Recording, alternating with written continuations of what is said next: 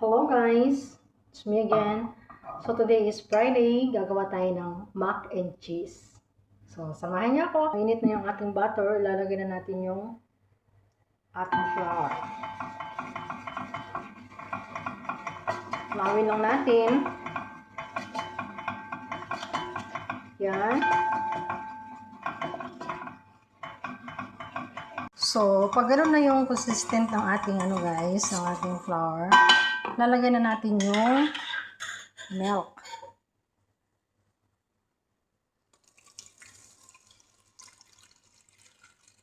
So, ayan na siya guys, no? Medyo malapot na, lalagay na natin yung cheese. Yung cheese ko guys is cheddar. Wala akong grated na na cheese. So, ito na yung aking ilalagay. So, mimix lang natin hanggang matunaw yung cheese. Yan. So, pahinaan natin yung apoy. So, maglalagay tayo ng paminta, bawang powder, at chili. Asin. Ayan. Then, mix lang natin. So, ayan na siya, no? Ganito lang kasimple, guys, yung aking homemade mac and cheese. So, pag alam nyo lang malapot na siya, guys, ayan.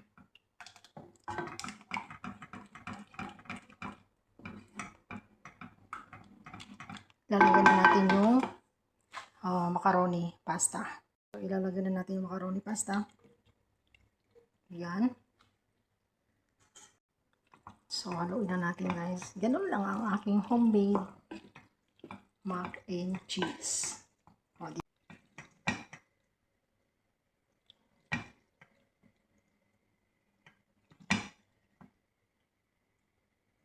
Ayan. So, tikman natin siya guys. So, tikman natin siya guys, no?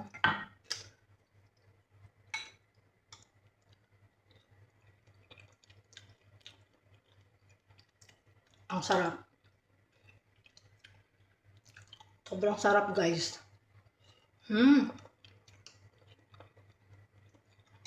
Sakto-sakto lang yung ganito lang yung nilagay ko guys, oh.